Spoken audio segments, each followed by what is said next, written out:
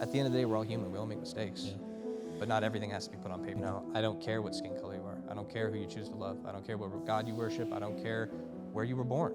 You know, I go to my job to do my job, and my job is ultimately to protect people. The most scared I've ever been in my career, because I'm like, all right, I'm hit. I'm fighting for my life. I don't know where my backup is.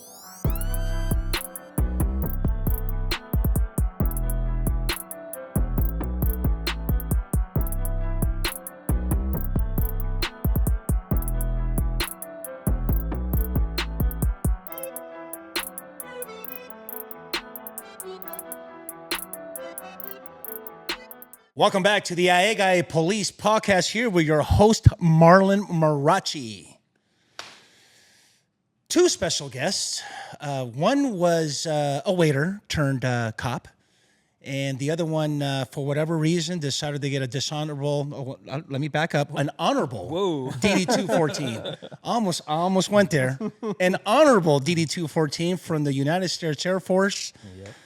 Code 6 with Sean Austin. Hey, bro. How's it going, Marlon? Hey, dude, thanks for coming down, bro. Thanks for inviting us. We're excited to finally be here, man. Yeah, we've been talking about this for a few weeks now. Ever since you were on super ours. stoked, yeah. Yeah, you know what? I had to return the favor. You invited me to yours, and certainly you'll appreciate this. As you're a host and start appearing on guests, you don't get to ask the questions, so you kind of just, get to have a conversation, and I'm sure now it's going to be kind of, freelance sort of. It feels definitely less stressful. Without a doubt, yeah.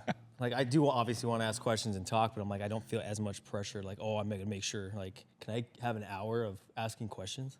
Right. Yeah, it's funny, too, because this is only the second guest spot we've done on a podcast, so we're super excited to be getting out here and getting to talk to awesome people like yourself, and just really happy to be here. Yeah, thanks, man. So first things first, let's get some clarity out of the way. It wasn't a dishonorable discharge. No, it was an honorable DD-214. Completely honorable. Talk to me. Air Force, E3, E4, E5, or what's going on? O10? E4. Yeah. E4 is what I got out as. I did 6 years. I was a mechanic on the C-17 aircraft. I don't know if you know what that is, big cargo plane. It's the second biggest plane in the Air Force. Okay. I almost said world. I don't know. That could be true. Yeah. But it's the second biggest plane in the Air Force, and I was a mechanic on it, and it was fun. Got some life, a lot of life experience and good skills, and I liked it. I'm with you. Not the sexy special forces story, but I loved it, man. It was. He's the guy I go to whenever I have car trouble. Yeah. So. Yeah, I chalked and chained on an aircraft carrier for years in the Navy. So, thank you for your service, and I totally appreciate that. And the Venetian, huh? Waiter. Yes, sir. I waited tables, and most people didn't like it. I really enjoyed it, actually. Like, a lot of people talk flack about, waiting tables or service industry or retail and all that. I actually kind of enjoyed it. I don't know if it was just like my unique experience, but I thought that the people I worked with were fun. The environment I worked in was fun. Like, we were the type of restaurant that played the music a little loud, lights were really low, good food, good drinks, good people. I really enjoyed it, and it taught me how to like talk to people, right? And it's something that I definitely needed when I was that age, because I was kind of a introverted person, and then when you're in that job, you're a salesman. Right. And so, and I mean, I'm glad we're talking pre-police academy, because, here you are, you're working as a law enforcement officer, and I would imagine your past profession, if you will, kind of helped you. I think so. A lot of people, I don't think they realize, like, policing is like it's running and gunning and chasing bad guys. 95% of it is this. Yeah. And if you got the gift of gab and you can talk to people, you can get 10 times further with this than you can with these or anything you carry down here. Yeah. And I think that has served me tremendously going through that, because, working as a waiter, you can't say the same things you can as a police officer, right? Right. You talk to people, and you have to be able to fix the issue without being elevated, without using a tool. You have to just be yourself. And it took some time, but I learned that, and I think that's an invaluable skill that I learned. Yeah, and I would imagine same experience like I did. The military helped you with, structure, a little bit of quasi-military type of environment in the academy, if you will. Yeah, I was a little bit of a turd growing up, in high school and stuff. So the military definitely changed that. That's right. I mean, I wasn't like a bad kid or anything. Well, you learn how to fold and clean. Yeah, I did need some, just that structure in my life for sure. Like I've said it before on our podcast, is at 21 years old, if I would have joined the police department, I wouldn't have a job today because I don't think I could have done it. There's just no way. I didn't have the life experience. I didn't have a good enough structure, I guess. And it was just, I don't know. Looking at me back then, way too young. Yeah. So. Well, you know what? We will talk about Tunnel Alert. It's super important. I'm so glad that you launched it. It's going to move forward, and there's a lot of success ahead of you both. And anything I can do to help, of course, I'm here for you. Thank you. But with that being said, hey man, you know what? You saw the IA guy. I do talk about internal affairs. I started off with the Internal Affairs State Police podcast, but at some point I had to brand myself, and it got to the point where we started hearing a lot of these IA stories. We talked about it on your podcast, so I'm just curious to know, you saw the IA guy or anything about internal affairs. What was like your first impression? Well, it was funny because when Austin first brought it up, it was very like, is this a trap? Like, yeah. Are we sure we should be taught? Like the IA, like, are we sure this is like our department or some other department's not just trying to insert themselves into this? Right. But it's one of those things that, we look at it as it's us versus them. Mm-hmm. But and then especially in talking to you over the past few weeks, it doesn't have to be that way, I feel like. And I think it's important that we figure out that distinction, you know what I mean? Yeah. And it's something that's definitely important for all of policing, I think. Yeah. What do you think? I can't remember. What was your first thought? How long ago I saw the IA guy. You put out something somewhere, it was maybe a year ago or something like that, and I saw IA guy. I was like, yeah, good luck with that, buddy. And I'm like, no one's going to watch. That's crazy. Like, IA, forget that. I'm like, he's working for the other team. Because that's just the mindset I had. But, mindset a lot of us have. And then you kept popping up, so I kept watching. I'm like, no, this is exactly what we need. Like, nobody's like, social media is great. It can be great. We hear about the negative stuff, but it can be so great. And somebody from IA just putting themselves out there and talking to, us, street cop level people, officers, and hearing that, hey, they're people too, and just hearing those good things, I'm like, you know what? They're not on the other team. We're all on the same team. Yeah, and you know what? We are to blame ourselves for 100%, having a function, right, that is unknown, that not many people really kind of understand it unless you've been in an IA. We'll talk about that a little bit later, but I suppose your first impression, right? Here you are in your police department, and what did your training officers tell you about IA?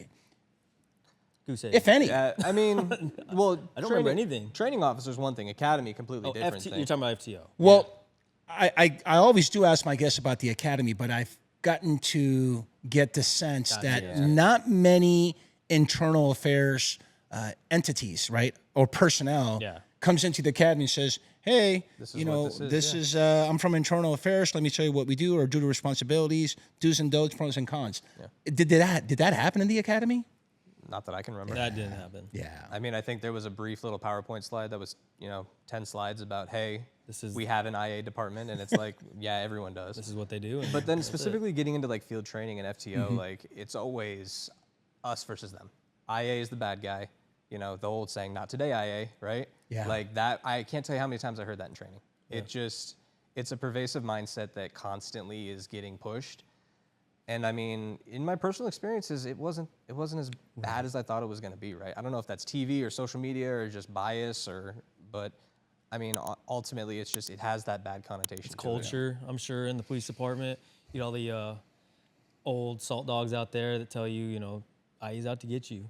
Like, careful what you do on your body camera. They're always watching. Like, I even had people talk about, like, they're probably listening to you in this car when your body camera's off. Stuff like that. Yeah. They're just trying to find you to slip up. One little bit, you say the F word, they're coming after you. And that's all I knew about IA going through field training. And after that, I'm like, all right, well, stay away from IA, I guess. Here's a question that I like to ask sometimes is, you think IA, the job of an investigator is to protect cops? What do you think? I think it depends, right? Mm-hmm. I think some people get into it for that reason. Mm-hmm. I think others don't. That's just personally. Like, I think that there are people, I mean, I've met people in my department specifically who look at it as, hey, this is a profession that is supposed to be noble, right? It doesn't always get that reputation. Right. So if I, as an investigator, am coming into this looking at it as, hey, I'm trying to protect my profession. Because let's be straight, there are plenty of people that should not be cops, right? We know that. Yeah, there are plenty of people that shouldn't have this career. Yeah. And unfortunately, those people are the ones that set the bad precedent for the rest of us who are just trying to do the honorable profession that we know it is. So I think that some people do, and I think that some people are going in there like, nope, I've had an axe to grind for too long, I've been wronged by too many people, and this is my retribution. And I think that's the way they go about it, but I think it's different for each person. What do you think? Yeah, I'm kind of there to protect police officers. Unfortunately, no matter, and this is going to be anywhere you go, there's going to be those people that are just out there to, sometimes are out there to get there. Do I think that's, from watching your content, honestly, that's not the case. IA is not out there to get you. They're not. Are there certain individuals? Sure, that's going to be everywhere.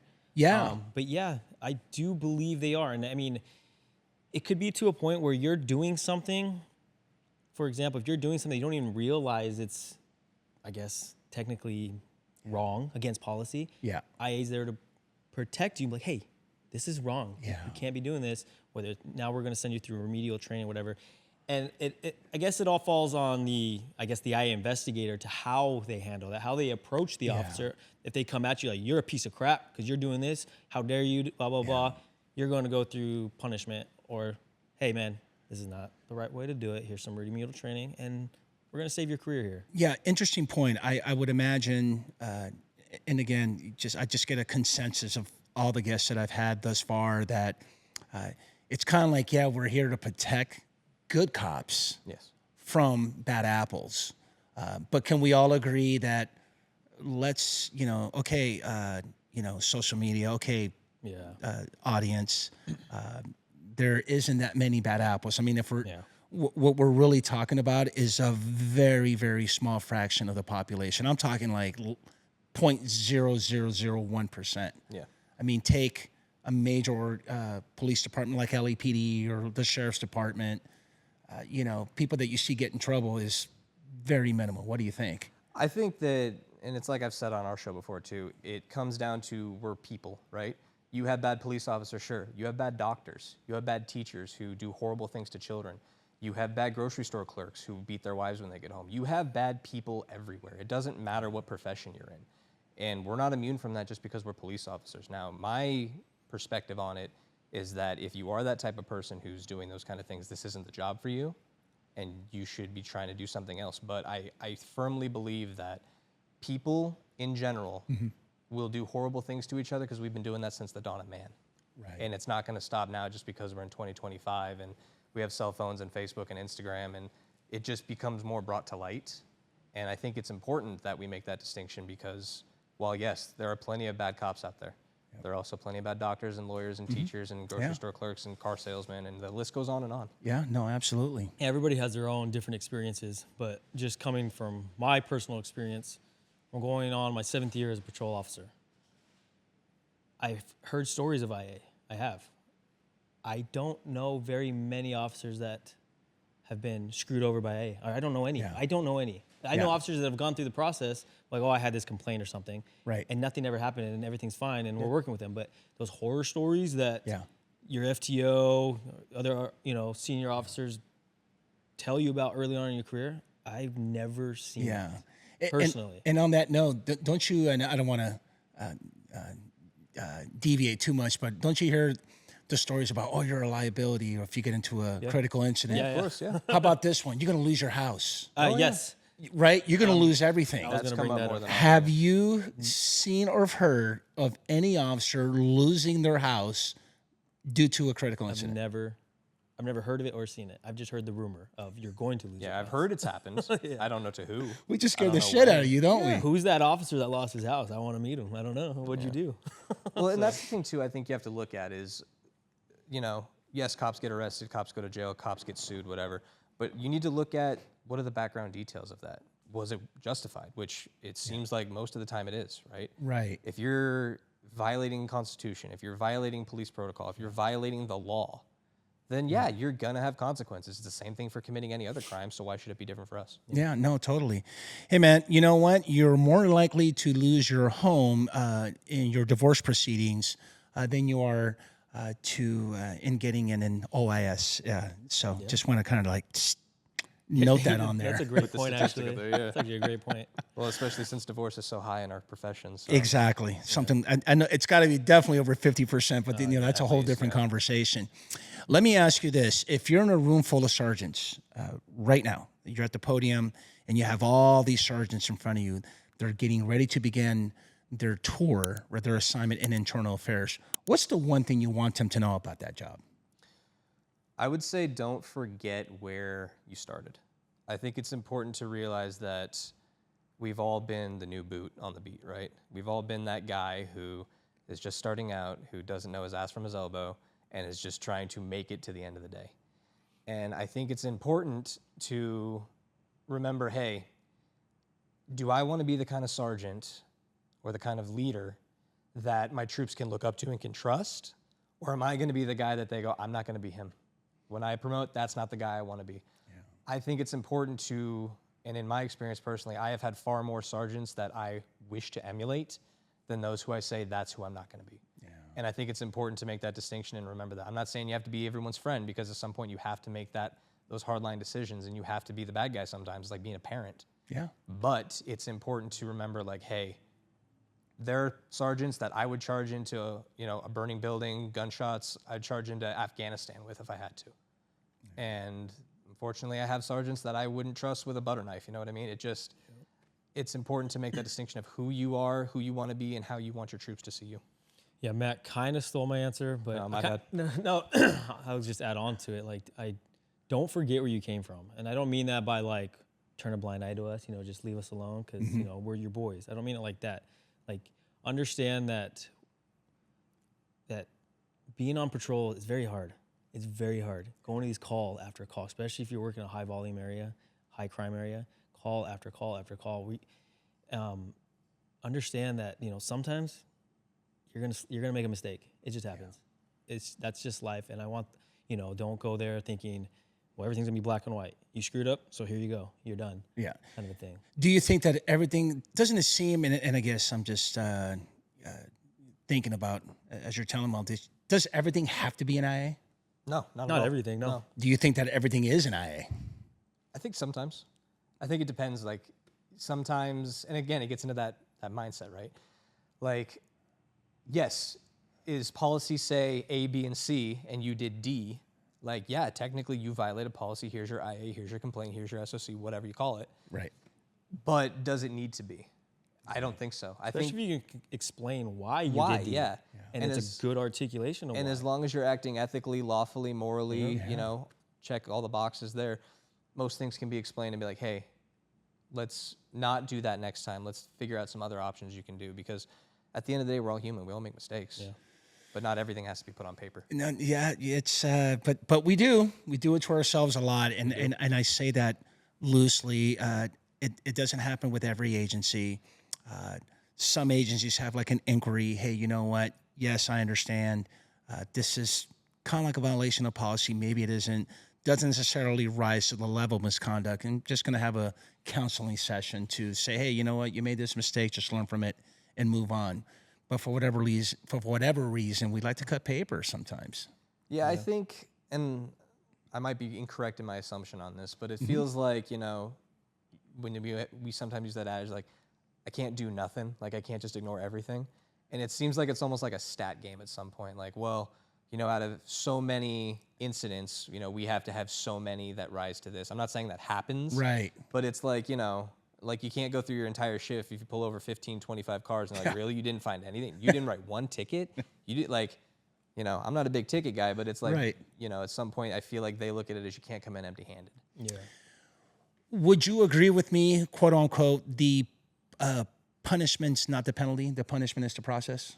Oh yeah, absolutely. Even with my just very minor thing I've had, the process was definitely the punishment, because like, afterwards, when all said and done, I'm like, oh, that wasn't that bad. Like, honestly, just everything leading up to it and all that. Yeah, I mean. Did you feel like the world was coming to an end? Sometimes. I mean, it wasn't that big of a deal, but like, yeah. You stressed out. It was definitely on my mind a lot. Yeah. Yeah. I thought, Did you come to work a little bit stressed out, knowing the unknown? I was like, well, I don't want to do anything because I don't want to get in Yeah, more you trouble. wanna get in Like, I trouble, don't want to yeah. do anything. Yeah. So Yeah, I think especially with my incident that we'll get into later, like Yeah. I remember telling them like, hey, I'm less concerned with what happened today, and I'm more concerned about what the next 6 months are going to be. Not just like medical recovery, but going into, interviews and, articulations and, The process. everything. It stressed me out more than the issue that I was dealing with at that time. And I think that, like you said, we do it to ourselves, but I think it's sometimes too like it's the unknown, right? Yeah, thought he was no, going to lose totally. his house. I don't even have a house. Yeah, like We're gonna lose our houses. You're Yeah. gonna take something from me I don't even have. That's how scary it is sometimes. What can we do to make the process, I will say better, but I guess a better way to ask would be, what can we do to improve The process. the process? I don't know, because Or can we do anything? I think, again, it comes down to culture. Yeah. I think we need to start realizing, and I think the IA guy, social media is like, hey, everything you've heard in the past of whatever your FTO told you, whatever those old senior guys told you, is not true. This is what IA is. This is why we do things. And this is how it is. And change the culture of it. Because, like I said, my little incident that I went through, I remember thinking, that's nothing like my FTOs or these guys Right. have told me about. Yeah. Like, that wasn't even remotely close to it. And I came out of my incident Right. very much respecting the person who dished out my punishment in the end. And Right. I felt so much respect for him. I'm like, that wasn't that bad at all. Let me ask you this. Did everybody know about your IA? In my squad, yes, absolutely. When you say squad, just within your inner Where I circle. work, yeah. Can we all agree that rumors just fly around everywhere? Oh, yeah. My incident. Oh, yeah. Everybody. Everybody knows. Everybody Especially knows. is. Everybody and knows. the amount of rumors that started, the amount of stuff I still deal with, a year and a half almost later, it's frustrating. It really is. And at the same time, it's like, you can just come talk to me. Like, I'll tell you what happened. Like, at the end of the, I'm not hiding any secrets. I'm not doing this for fame. I'm not saying I'm this hardcore big guy. Like, I'm a nobody at the end of the day, right? I'm a number in a system. Right, but I'm sure in regards to your incident, we're going to get into that a little bit later. But it was good or bad, negative or positive. Exactly. Most of it was negative, Right. from everybody outside looking in. Yeah. When it didn't need to be. Hypocrisy is at an ultimate high in this profession. Agree or disagree? Without it. Yeah. Yeah. I've always said it. Nobody hates cops more than other cops. Yeah. Which is part of the culture. It's a culture thing. And Right. I think that's what needs to be 100%. changed. It just it always bothers me, and I didn't really reflect on it until I retired and I started doing this. Where, you know what? We're the thin blue line. Yeah. We're one big happy family, right? During the holiday season, correct me if I'm wrong. Thanksgiving comes around. We're gonna do a potluck. Yeah. Oh, by the way, Wednesday, the day before Thanksgiving, you're going to get off early. Everybody gets off early because we're here for you. We're one big happy family. Everybody brings in their special dish. But hold on a second. You got into an OIS and you got an IA. I can't talk to you anymore. Yeah. I have to disassociate myself with you. Yeah. That's, yeah. You get put on an island, and I don't know why that is. I mean, yeah, you got admonishments, you have legal process, you have all this stuff too, but at the same time, like, specifically in my incident, like the amount of people at the initial who were there and, hey, if you need anything, if you need to talk, if you're concerned about this, whatever, and then a week later, crickets.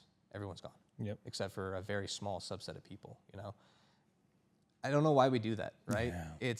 Well, you even have higher ups that threaten to, like, you can't talk to anybody about this. Yeah. Or you're going to be in trouble. So now you Yeah. think, well, I can't talk to anybody. Yeah. And they're not talking to me. And then That disassociation. Now you're just stuck in your own head. Yeah, you're ostracized, disassociated. Yeah, you know what? We are to blame. I'm sure that we can get it. Having these conversations, hopefully, we can better the process, if you will. Hey, you know what? I wanted to touch on what I think is very important about you guys were hired pre George Floyd incident, and then the George Floyd incident went down. Yes, sir. And now here we are 4 or 5 years later since the incident that happened in 2020. 2020, right? Yep. 2019 I know in 2019 there was some landmark historical type of newsworthy police incidents that led up to George Floyd. Matt, let me kind of, if you can kind of paint the picture of what was police work like before this incident happened, and now that you are post George Floyd incident, has there been a change, or what challenges do we face? Yeah, I definitely believe there's been a change. You know, pre-2020, things were, you know, I think very cut and dry in a lot of avenues, you know. I truly don't think prior to that there was so much like racial motivation or racial bias or just like, you know, things that were so prevalent. Post 2020, I truly think it has become a larger issue. I think, but again, I think it comes as a pendulum, right? It always sways back and forth. You know, I think that there were some changes made for the good. I think there were some changes made for the bad, because it's like I tell people, you know, my job isn't black and white. My job is person to person. You know, I don't care what skin color you are. I don't care who you choose to love. I don't care what God you worship. I don't care where you were born. You know, I go to my job to do my job, and my job is ultimately to protect people. I think that the negative connotation that 2020 brought on has harmed that in some forms. You can definitely see it in like the people who were hired pre versus the people who were hired post. Because I can see that there's a lot of people who were hired post, and it's not everybody, right? But I've seen it in certain incidents where, you know, they're more hesitant to go hands-on. They're more hesitant to transition to a tool. They're more hesitant to use some form of force when that can be a de-escalating factor. I'm not saying it's always a necessity. Correct. But I'm seeing that that is something that has happened with people who were hired post-2020. And I don't know whether that's a change in academy standards. I don't know if that's a change in case law or whatever else, but I have seen that. And I'm sure that people have seen it since, you know, people who were hired 10 years before we were hired on. Yeah. And I think a lot of departments are playing, because they advocated so much to just like verbally de-escalate. It's not use use of force. That they came up with these tactics and policies and stuff. Now they're playing catch up. Like, oh, we're getting these new officers that, like Matt was saying, aren't going hands on immediately to stop some, you know, things from escalating into worse or you know, potential AS. Now they're having to play catch up. Like, okay, we went a little too far that way. Let's bring it back. Yes, it's okay to use this force in these certain situations. Yeah, and I don't want to get into a full-body discussion about de-escalation, but doesn't the public, if you will, have this notion that de-escalation is just verbal? 100%, yeah. Right? Yeah. I've seen that a lot. They think de-escalation, and I've even seen it from other cops in other departments. To them, de-escalation is just words, and it's not words. This is going to be very extreme, and I know, but shooting somebody is a form of de-escalation. Active shooter. To de-escalate that person, you need to shoot them. Yeah. Or it could be verbal. It ranges. De-escalation isn't just verbal. So yeah. Right. Yeah, I think that the problem is because, like Austin was saying earlier, right, using a lower level of force now to avoid a higher level of force in the future is something that some people need to understand, because you get into it like, yes, it could just be a mentally ill homeless person running around a Walmart, right? But if you grab them, put them in handcuffs, and escort them outside, you prevent them from going to, you know, the sporting goods section, grabbing a baseball bat, and then you have to tase them, and then you have to shoot them, and then you have to do something else. So that initial use of force, or that going hands-on, is something that can really prevent a higher level of force in the future. It's a delicate balancing act, but it's important. Yep. I think we're starting to catch on that non-lethal force can be a form of de-escalation. Absolutely. It is, yeah. Right? We use a scenario, you know, shout out to a Savage Training Group, where we talk about, you arrive a scene of a, you know, residential house, you go inside, subject is just going crazy. He's by the kitchen table and there's a knife or a gun at the kitchen table, and here you are with your beanbag. Yeah. You know, and you're telling him, dude, you better not reach for that gun or that knife, whatever. Pick what you want, but don't reach for that weapon. Because if you reach for that weapon, I'm going to bang you with this beanbag. And guess what? It's going to hurt. It's going to hurt. It's going to hurt a lot, okay? So don't do it. And he keeps reaching. Don't do it. Pop, pop. That's de-escalation. Yeah. 100%. Yeah, and again, we're people, we're never going to be perfect about everything, but it's a mindset, right? At some point, you have to make a decision. Yes. And the worst thing you can do in some situations is hesitate or is just not do anything at all. Yeah. And we've seen situations where that has gotten people hemmed up in all kinds of bad things. You know, and uses of force a lot of times just aren't pretty. It's not going to look good to the public. It looks violent, especially when you're in it. It feels violent. Yeah. But I hope I can go through my entire career without having to shoot somebody. I don't want to do that. I don't want to be put through that. I don't want to put my family through that because I have a wife and kids. They're gonna suffer from it too, unfortunately. So if I can act quickly now to stop somebody from doing that, like your example, so I don't have to shoot this person, I'm going to do it. Yeah. And I'm sorry if that looks mean and violent to somebody else, but I don't want to kill this person. Yeah. So, the public and even other officers need to realize that that's okay. It is okay. Yeah. Because you're saving that person's life. That's what you signed up for. Yeah, exactly. 100%. Yeah, 100%. Public now, post George Floyd, we're here in 2025, 5 years later, more supportive now than before? What do you think? I think it's gotten better. Personally, I can. Now it's not as bad as immediately after the Summer of Love. That's what we call it. Like, it was bad. I mean, it felt, you'd go out there, you'd log on, or put your uniform on, log on, you felt like it's us versus them. It was 10 hours of just getting beat down. I need to watch my back. Like, the public hates us. And it was bad. It was uncomfortable. It made me think, do I even want to do this anymore? But I'm glad it is getting better. It is definitely, and I'd say drastically better, especially where we're at. So. If I may ask, did anybody, when I say anybody, meaning the public, empathize with the incident that happened on the scrimmage line in the protesting with the officer who got hit upside the head or in his head and suffered major injuries? Not in the moment. Okay. After. It's always after, right? It's always post. Right. Because at the end of the day, right, those types of incidents, and that happened across the country. There were cops who were killed on riot lines from Los Angeles, California, all the way to Boston, Massachusetts. It just was a reality of the time. But, it's always in the post. It's always, this poor person. It's like, it's never in the moment there, because at the end of the day, person one to person two, they don't know each other. Yeah. They're attacking an idea. Mm-hmm. And yes, of course, there were people that showed sympathy, but there were also people, and it still happens today. Well, I never noticed it in person. It was on social media. It's always on social media. Always social media. It's easier to talk on social media. Right. Yeah, they would show sympathy on social media. Yeah. Right. But it was nothing ever direct to officers. Right. Hey, sorry about your buddy, kind of a thing. No, they could. Yeah. I don't know if it's just... for the purposes of me describing, which I didn't do a good job of this incident I'm talking about, can you kind of fill in a little bit more, paint the picture about this one particular officer that was... Yeah, so I was actually there that night. We had an incident in our downtown area. And, of course, it was one of the more violent nights. It was still the very first week, I think, of the main protests that were going on. And... there was a riot line of officers and instructions were, hey, we're going to keep the peace here. We're not going to let this, looting and rioting continue, which was happening. We had patrol cars set on fire. It was crazy. Then I'm about a block away, and we started hearing pops. And then over the radio, you hear officer down. So there was a person in the crowd who pulled out a gun and just fired towards the riot line, ended up catching one of our officers in the head.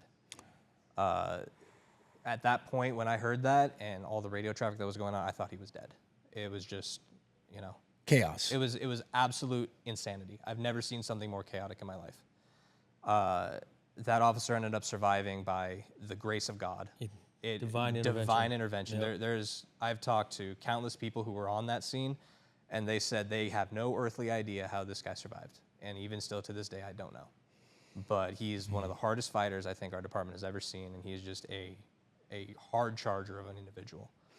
But, it just showed, like, he didn't know, the guy who shot him didn't know who he was. Yeah. He never had an interaction with him in the past. It was the idea, right? Yeah. And it was hard for a long time, man, because especially after that, we were, dealing with, like, okay, is this going to be the norm now? Yeah. Like, and his life has changed forever. Yeah, and I was going to ask you if, not necessarily the actual shooting, but are there any takeaways, any lessons learned? Oh, man, for something like that, I don't know. I mean, I guess when I hear that question, I think tactics-wise, I don't No, know. not necessarily Yeah, tact. I mean, just in a general sense. I mean, a takeover would be something that Matt said about, you know, these two people don't know each other, and you just don't even know when your life's going to end. I just don't know if you're always just going to have those people, I feel like, unfortunately. Since the dawn of time, you know, violence is going to be there. Yeah. I mean, we could have a near perfect society, but you're still going to have those outliers. And I honestly don't know the answer. There probably is an answer. Yeah, But I just don't know. I mean, as I'm thinking about the question, I'm thinking to myself about the only lessons learned is that, you know what, let's not lose our shit and be so there's that, radical and start fucking popping rounds in the middle of a fucking crowd. Sure, yeah. Against, you know, look, everybody has a right to assemble or a right to, you know, to gather and, you know, free speech. I get all that. But let's, you know. Yeah, trying to educate people to not, like you said, act out in that kind of a way. I definitely, there's through education. Obviously, because everything's social media now. Yeah. Through social media, departments pushing stuff like that. And maybe this is just me just as a cynical person, but there's just going to be that person who's like, too bad. I'm going to go out there. Yeah, 100%. They couldn't care about the cause whatsoever. They're going to go out there just because they're like, oh, I'm going to go be violent. I'm going to stir something up now. Agitators, There's going to be people like that. I think it comes down to we as people in humanity, we need to, and it's going to be that old Beatles song, right? Come together and just understand, like, hey, everyone's got problems. Everybody makes mistakes. But at the end of the day, you know, me, citizen, you, citizen, us people together, like I'm going caveman right now. Yeah. But like, we all have to coexist on this rock spinning through space, right? And if we can all just have a little bit of perspective, I'm saying police to citizen and citizen to police, I think that society would be better for it. Yeah. You know, it comes down to empathy and understanding and at sometimes forgiveness. Yeah, you know? totally. It's hard, but it's crucial. No, totally. Okay, Austin, here we go. Worst incident in your career? Worst incident, it's going to sound like nothing, but to me it was it was bad. Because I'm by no means am I a super cop. I don't think I'm a perfect person out there because I'm not. Everything I do, I love being a cop. I like taking back people to jail. I love it. But I'm going to do it by following law. I'm going to do it by following policy. I'm going to be morally and ethically a good person. And if I can't arrest the person with breaking one of those, I'm not going to do it. Or I'm not going to violate anybody's constitutional rights, stuff like that. Yeah. So with that said, I don't get into many disciplinary stuff because of that. And again, I'm not saying, oh, look how great I am. I'm learning from those before me. But I've been on a call where there was a person that was stabbed, legit stabbing when we got there. Me and my buddy got there. He got there first. I was right behind him. Saw that this man was stabbed. My buddy started rendering first aid on him. And we're like, hey, who did this? Where's he at? And he points over. He said, he's running across the street right there. He's got a knife. He stabbed me now. He's running. I jump back in my car. I'm like, okay, well, I need to go get this guy because he's going into a very populated place where there's also a shopping center and busy middle of the day, like 4 or 5 p.m. So I jump back in my patrol car. I hop the median to go try to cut him off. And there's this really big intersection of cars just going by. And I've got my lights and sirens on. Looking back on it, this is something I could have changed, but in the moment I was thinking, and I've had this before where, you know, when you turn your lights on, we call them the number 3s, lights and sirens. Yes. Number 2s are just lights. I go back and forth, you know, making almost like an alarm sound, like siren on, siren off, siren on, siren off. And I've had that work before where it catches people's attention because it's instead of this just the wavy tone, that's, you know, whatever. So I'm trying to cross these 6 lanes of traffic while doing that. 1, 2, 3, 4, 5. I see that the 6th lane is open. All right, I'm going. And I go, and I get hit. I have a red light that I'm trying to get through. You know, we can do that as long as we're rolling code 3. We're allowed to do that. But I get T-boned. It injures me. I ended up messing up my neck, get a pretty gnarly concussion out of it. And then I remember my first thought was, I'm screwed because my number 3s weren't all the way on. Yeah. I was trying to do something that worked before. I wasn't trying to be, do anything bad. I wanted to go catch this guy. I wanted to go catch a bad guy. Yeah. And sure enough, I would get emails. Okay, well, the traffic officer came, took the report, and then Sergeant's like, yeah, we're going to have to go through a collision review board. It's going to go through that. And then leading up to it, I got the emails about it, all that stuff. And then long story short, I was able to fully medically get better. Yeah. And then I just kept hearing stories from people like, man, good luck. They're going to rake you through the coals. You had a red light and you did what? Yeah, you're screwed, man. You're done. And that's the whole time. Like, and it's, they probably don't do it on purpose, but I'm like, yeah, of course they set my review board for 6 months out, so I got time to think about it. Yeah, all this stuff. But this is my first real disciplinary board. And I get there, and I tell you what, this isn't me drinking the Kool-Aid, just because you're the IA guy. I came out of that having so much. I got disciplined. Don't get me wrong. I got some paperwork. Yeah, you got for sure. You got jammed up. I did, and you know what? Coming out of it, I was like, you know what? Fair. I deserve that. Yeah. And the way this higher ranked person talked to me and explained everything to me, I walked out of that with so much respect for him, because the way he handled that was so professional. The way he talked to me, and he wasn't babying me. He wasn't coddling me by any means. He was very stern and strict about these things, but the way he did it, I don't know if that's something that's taught, or if that's just naturally the way he is, but I came out of that, I'm like, yeah, I did deserve it. I'm going to do my time. And that was it. Yeah, lessons learned, man. 18 months on whatever, the paperwork was gone for 18 months, and I got through it. Now it's over. That wasn't so bad.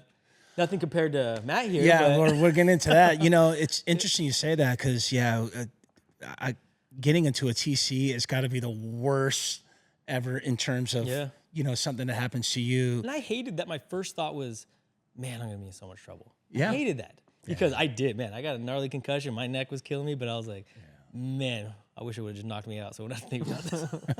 You're like, I did what? I'm like, man, I'm in trouble. Thanks for sharing, man. Matt, worst incident in your career? All right, the moment we've been waiting for. No, I'm just playing. Okay, so February of 2024. Right? Okay. Just started shifts. It's like middle of the afternoon. We get a call. There's a suicidal guy running around on the highway. We work in an area where this major highway system goes directly through the middle of our area, so we're relatively familiar with it. So I get dispatched. It's construction on the highway. It's 4 or 5 o'clock, so rush hour starting. So I start going north on the highway. My other buddy, he goes south. We start looking for the guy. I'm like, oh, I don't see him. Cool. I'm like, what's the next call? And then all of a sudden, my buddy's like, hey, I got him over here. And the next thing you hear is foot pursuit. You're like, oh, man, okay. So turn on code 3s, turn around, get on the other side of the highway, and it is jam-packed. Like, I'm talking like LA traffic at rush hour. Bumper to bumper. I hate it. It's terrible. But anyway. I'm trying to get to him because I'm like, okay, this is bad. They're running on the highway. Like, this could be dangerous. And then I hear, hey, he's trying to carjack people. And I'm like, okay, this just went from guy who needs help to guy who's actively trying to endanger other people. So that kind of elevates the stress level at that point, right? So I finally end up getting there. My buddy's been chasing him for probably 2 or 3 minutes now. He's gassed. So I get as close as I can. I take over initiation on the pursuit. We're jumping back and forth over the highway. At one time, he goes around the front of a semi-truck. I go around the back to try to cut him off. And as I come around the back, he's trying to open someone's door. So I draw my gun out on him, start giving him commands, get on the ground, get on the ground. Like, he doesn't listen, he takes off. So the problem I had at that point was I take my gun and I put it in my holster. And I have a 3-level retention holster. And for those people who know what that is, there's 3 different parts that you have to defeat before that gun comes out of the holster. Well, I only activated the first 2. So my gun, the hood of it, is down in this position. So I hop over the barrier again. I start chasing after the guy, and I start gaining ground on him. And I'm like, awesome. Like, I'm going to grab him. We'll take him into custody. We'll get him the help he needs. We'll assess if there's any charges. We'll be good. So I go to tackle the guy, and in this weird tackle, right, he stops, kind of short steps. I go after him. I grab him. He's wearing a jacket. As I go to do the takedown, this jacket starts sliding off, but I'm like, no, I'm in this. He's coming down with me. So We go down, and he kind of lands in this weird, like, I call it like a spooning position, if you know what I mean. Okay. I'm facing one way, he's behind me. I feel his hands start coming around here. I'm thinking he's gonna grab me and like just hold on. Next thing I hear is boom, gunshot goes off. I'm like, that's my gun. He's got his hands on my gun. I look down, it blows the retentions off the bottom of my gun, so now this thing is just loose.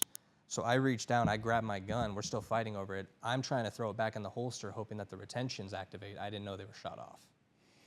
So in this point, I'm fighting for my gun with this guy, and the next thing is boom, boom, boom, 3 really quick shots. One of those went into my leg. And I felt it instantly. I was like, uh-oh, that's not good. I didn't know it at the time, but all 3 of those rounds hit me. Only one of them went in. I had a flashlight in my pocket. First round hit the flashlight. Flashlight took the brunt. I still have the flashlight. I'm going to stick with that light for the rest of my career. Amen to that. I think it was the second round. I'm not sure. I think that's the one that went into my leg. And then the third round at some point came up and it hit my handcuff pouch and it dissipated the rounds.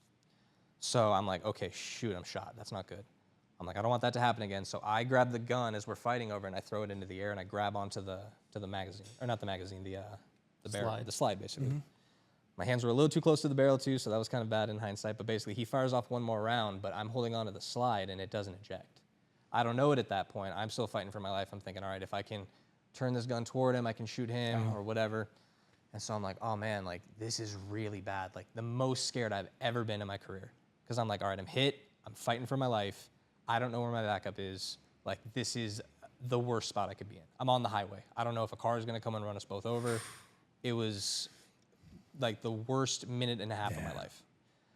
So I start hearing footsteps coming up. And I'm like screaming, like, he's got my gun, he's got my gun. And then I hear a taser go off and he lets go. And I'm like, oh man, okay. So I like get up. I'm like, my holster's shot. I can't do anything with that. I'm like, can I walk? I try taking a step and I'm like, oh man, no. So I tumble down and I look down and there's just blood everywhere. And I'm like, oh, that's not good. And so I'm like, okay, fight's over. My partner's got him. I'm like, I'm bleeding. This is bad. And so I just looked down and just hand is just covered in blood. And so I'm like, all right, what do I got to do? I got to stop the bleed, right? Yeah. So I reach down, I keep a tourniquet around my ankle. And it's funny enough, the same ankle I have the tourniquet is the same leg I got shot. Oh, man. So I grab that, I throw it over, and I'm like, all right, this is going to hurt. So I crank the tourniquet down and start turning the windlass wrench. And that's when the pain started. All previous to this, I knew it was there. Yeah. I couldn't feel it. Yeah. Weirdest thing. Yeah. So I crank that down. And then I'm like, all right, I'm like, I think the bleeding stopped. And I just kind of like lay there on the highway and I'm like looking up. And I'm like, oh man, am I going to die? I did. I'm like, is this it? I'm like, and in my head, I'm just thinking, I'm like, I'm not going to get to see my wife again. Like, I'm never going to get to see my mom again. I'm not going to get to see my dad. Like, you know, my friends, like, this is it. Like, I'm just going to lay here on this highway and die. And at that point, too, I start hearing like people yelling at me like, hey, Matt, are you okay? And I like look up, and then 2 of my guys on my squad pick me up. I'm indebted to these guys for the rest of my life, Derek and Russell. And they throw me over, they vault me over the highway, they throw me in the back of a patrol car. And this guy, I never met him before in my life. The guy who was driving the car. He worked in a different area. He heard the incident going on. He left his trainee at city jail and drove over to help me out. Help call. Yeah, I'd never met him before, but he put everything on the line to try to get me out of there. So they're driving me to the hospital, and I'm just sitting there and thinking, okay, I haven't passed out yet. That's a good sign. And I'm looking, and there's still just blood everywhere in the back of this car. So my buddy cranks down that tourniquet again and then starts putting pressure on the hole. And I'm like, I told him, I'm like, I could have punched you in the jaw. That's how bad that hurt. Like, it was the most intense pain of my life. And like Austin said, the first thing that's in my head is, oh, I am in so much trouble. Yeah. I am in so much trouble. But they got me to the hospital. Bullet ended up striking my femur, exploded into a million pieces. Didn't even break your femur. The femur did not break, which I've talked to several doctors, and they're like, I cannot think of any earthly reason why your femur did not explode. They're like, you got shot at point blank range with higher velocity rounds, hollow point rounds. They're like, your femur should have been in a billion pieces. And I'm like, I just kind of chalked that up to, you know, divine intervention. I got someone upstairs looking out for me. So. Yeah, thank you for sharing that. That is the worst call of my life. Yeah. And I don't think anything will ever beat that. As you sit here today and reflect on that incident, that'll stay for you for the rest of your life. Is there anything you learned about yourself? I learned that at some point, like, you got to be your own first responder, right? Like, we go out there to help people, but at some point too, like, you have to have that mentality of like, oh, I'm knocked down, but I can't be out. Like, I can't give up. And that goes for anything, right? You can't quit, because if you quit, you're gonna die. And I don't know if it was God or if it was adrenaline or if it was something else, but something pushed me in that instance to be like, I'm not giving up. Right. I can't. I got too much more to do. Yeah. And I think that that's important for a lot of people, because in this profession, you're going to be put behind that 8-ball, and you need to be able to get through it, and you need to be able to come out on the other side victorious. Yeah, yeah. Which leads me to the next segment is both of you started Tone Alert, the podcast, and I'm sure Austin was so upset at you because you couldn't make it. Oh, yeah. Yeah. He's we like, had the just first started- thing Austin thought, I'm quite sure, because I already know him that well, is, dude, we got to do a show, bro. Yeah. What did we start at, like 3 months before you got shot? Even if that. So we were just figuring it out, and at that point I was like, oh man, I'm gonna be indisposed of for a little bit here. I'm like, you can still your mouth works, right? We can talk. yeah, no. Just put a Band-Aid on and come on in. Well, it's funny because I got crutches for you. Just come on the in. next day I told him, I'm like, hey, we should probably put out a little like, hey, this is what happened. There you go. He's not dead. He made me do it too. He said, hey, Well, I wasn't gonna do it. He put Come out a on. thing like, hey, he's not gonna be on video. For Yeah, it. we're gonna be a little busy. No, I remember that night. I was so sick with the flu that day. I could barely get out of bed, and the text just started coming. Matt's been shot. Matt's been shot, and that's all I'm getting from people. And they're like, hey, do you know anything what happened? I'm like, no, I just know he's been shot. No one's giving me any context. Yeah. And I remember being so sick, but I remember thinking, I had a buddy who was also off that day, but he wasn't sick. He calls me. He says, hey, I'm going to the hospital. I'll let you know. He gets to the hospital, and I said, you need to let me know if, lay it out bluntly, I'm like, if he's going to die, I'm going to go. I don't care how sick, I'm going to go say goodbye. Yeah. He gets there, and he's like, oh, no, he's fine. He's been shot in the leg, but he's like sleeping now. They gave him some drugs. You don't have to go. I'm like, oh, thank goodness. I need my dying declaration. Yeah. And I was like, my first thought was like, man, at least want to go say goodbye. Like, you know. You gotta have that closure. Yeah. Yeah, no, 100%. Talk to me. What? Here we are, Tunnel Nerd Podcast. What was the idea? What was the purpose? Why did we start it? What's going on, It's man? probably just the classic locker room talk, and we're just swapping stories. And like, hey, we should start a podcast. And then a little bit of pause maybe. And we're like, dude, we should start a do podcast. that, yeah. I bet you we could do it. I always say the 2020s idea of the 1980s mantra of like, hey man, we should start a band. Like, that's what everyone's doing now with podcasts. But we were sitting around and we were talking, and we just came up like, these are the fun stories, right? You go to a family gathering or a barbecue or whatever, everyone's like, hey, tell me some crazy stuff you've done. And it's like, those are the stories that we kind of resonate with, right? Yeah. We think these are the stories that nobody really gets to hear about unless you know someone, right? Yeah. But these are every day. Yeah, I mean, we hear, and they're good. Don't get me wrong, absolutely deserve it. We hear the stories from these special forces guys, these Navy SEALs and stuff like that. They do some badass things, rightfully so. Those are great stories we want to hear. But I remember before I became a cop, going on a ride along, and I remember everything. As soon as I got in the patrol car, I saw all these calls violent calls that were holding. I'm like, this is what's happening right now, because you step out of a patrol car, nothing's happening, but you get in, people's lives are in shambles, and we get those calls every single day. And whether you're a cop, firefighter, EMT, dispatcher, whatever it is, you have a story to tell that the public's not going to hear. That probably happened 2 miles down the road from where you live, and you'll never hear that story. And that officer, whatever first responder, is not going to be able to tell that story. We want to hear those stories. Yeah, and the top of the stories is the reality of what police work is. Yes. 1, 2, to our point we were talking earlier, you know what? You got to call 911. Pre or post George Floyd, you still have to call 911. Yep. And guess who's coming to help you? Yep. Us, yeah. And so I think it's super important. I'm super stoked when I heard about you guys. I saw you guys on Instagram, like, I got to get a hold of these dudes. Heck yeah, man. For many reasons. I think the main reason for me, and I'll say this, and I've been saying this a lot, is that, there will never be enough platforms for us, right, us in law enforcement, to educate and to get our voice out there. There won't. I go to my grave, a little older than you guys, but I can go to my grave and there still won't be enough. What do you think? I agree. I agree, and I think we need more of it to just bring the community together. Again, I hate that I have said that nobody hates cops more than other cops. Yeah. And I hate that, but you see it. I mean, we've experienced when we first started the podcast. Yeah. Like, oh, look at these look at nerds. these nobodies. Like, these two who do little they think? clowns. Who do they think they are? And then once we started getting some stuff out and meeting some people, that all went away. But we need to just come together. We're all going through the same stuff. We've seen the same stuff. We're all in those same calls. We do not need to be attacking each other.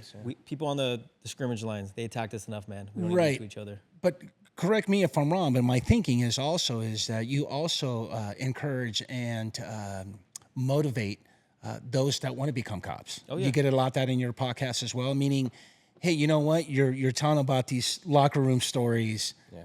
I suppose if I'm a 19, 20-year-old, then I'm getting ready to finish college, and I think I kind of want to get into law enforcement. I mean, listen to your podcast and others. Yeah. Is that the kind of audience, or have you been getting that particular kind of audience as well? I think we've had a couple. We've had a few it's guys, nothing I've really even. I mean, you're making me think about it now, but that's a good point. Yeah. Absolutely. And I think if you do watch it, then I hope you're looking at it in a way of, I would like to be part of that team, that brotherhood, because we're losing it. Oh yeah. I think it's starting to come back slowly. Yeah. It was lost. I think we're so, seeing it again, and it was nothing like I experienced in the Air Force. There was a brotherhood there. Well, we all loved each other. And yeah.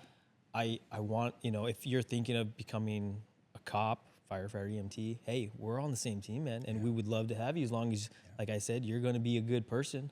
Yeah. You're doing it for the right reasons. Then come along for the ride. That's awesome. Yeah, I think too, like, we try to get into like, hey, yes, it's fun running and gunning and chasing bad guys, but we try to get into like you said, the reality too, right? Yeah. Hey, we're all messed up. Like we've seen things, we've done things, we've had things done to us that are going to affect us for the rest of our life. Mm-hmm. And it's important that we start talking about that, especially from a mental health perspective, because Austin and I both firmly believe that there's a stigma in any first responding field that since we're these alpha type personalities that nothing phases us. But at the end of the day, we're human. You need to talk about it. You need to talk about it, because if you're not, we're seeing a rash of suicides of first responders, not just police, but firefighters, medics, dispatchers even. And it's something that it's becoming a problem. And it's, I never want to tell people, yes, it's all glitz and glamour and amazing and, it's like the TV. It's not. There are dull moments. There are bad moments. There are moments where you have to bury your friends, and it sucks. Yeah. But it's crucial because you need somebody who's going to look at that and face that head on, and is still going to say, I still want to help people. Yeah, and that's the reality. If you're going to do this type of profession, whoever's thinking about getting into it, it's not going to be walking the old lady across the street. Yeah, it's not going to be dancing in a uniform at your local gym in a high school, right? It's not going to be, selling lemonade, with the kids. The reality is it's going to be what? You might have to bury your classmate one day, your partner. Yeah. You're going to get into an OIS, an officer involved shooting, right? You're going to get into an accident. Yeah. You're going to get T-boned. Maybe, God forbid, you end up in critical condition, know. And I always say this, going back to your point, is that I always feel like, especially with an OIS, it's a consequential event. Yeah. You're going to have physical consequences, mental consequences, psychological, right? Yes. More than anything, right? And people don't understand that that's what you're signing up for. Yeah, and that's when that's more than ever we need to come together. That thin blue line, I've heard somebody say it before, but we're only the thin blue line at each other's funerals. Yeah. It doesn't need to be, it needs to be way before that. We need to be taking care of each other way before that happens. Yeah. Yeah, I mean, you're going to be working late nights. You're going to be working graveyard. Family time is going to suffer. Your kids aren't going to remember who you are sometimes if that's the life you choose to do. But there's a way out of it, There's a positive way to do it, and there's a negative way to do it, right? And so often we see too many people fall into that negative, right? Coping with alcohol, drugs, other vices, and there's a way to go about it to where you don't have to worry about that. It just you just have to be a strong enough person to say it's not going to be me. Yeah, totally. Where can we find Tone Alert?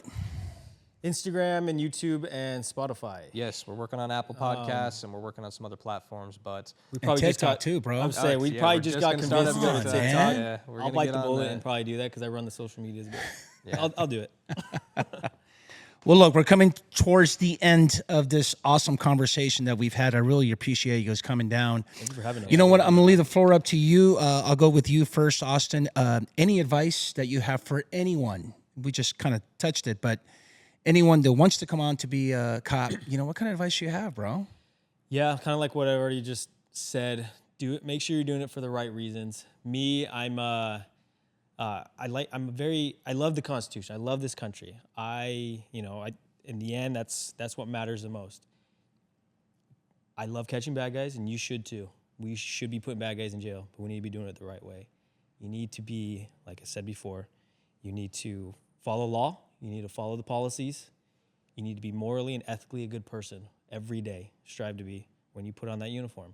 And if you do those things, you're going to have a great career. You're going to mess up. It happens. Yep. You're not going to go through your career just scot-free. Things are going to happen. But as long as you're following those 4 things, you're going to be able to get through it way easier. Because, when I went through my thing, it wasn't that bad. Yeah. Matt? I would say the job is important. It's a lot of fun. You're going to have the time of your life. Oh, yeah. But you need to make a separation between work you and family you.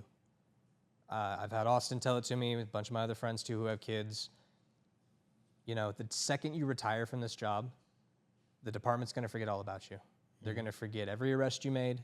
They're going to forget every award you won. They're going to forget every time you got your face in the paper. But your kids are never going to forget that baseball game you missed, that ballet recital you didn't go to, that school play that you had to miss because you were working late. Working's great. This is a great job. There's tons of money to be made. There's tons of cool things to do. But you can't sacrifice family. That, at the end of the day, is what's going to be there, and it's what is going to help you be more than just officer so-and-so. Yeah. I think that's incredibly important that not enough people understand. There's always going to be overtime gigs, but at some point, you got to be dad. You got to be mom. You got to be the family man. And it's hard, but it's crucial. Yep. We just talked about why we have such a high divorce rate in this job. Yeah. It's because of who we are. So make sure you differentiate between those two people.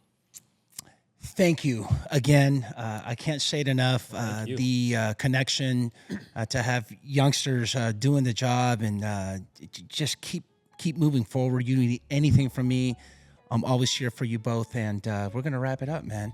I appreciate it, Marlon. Thank you so much. You got it. Like always, please be safe out there and don't forget to go Code 6. Thank you.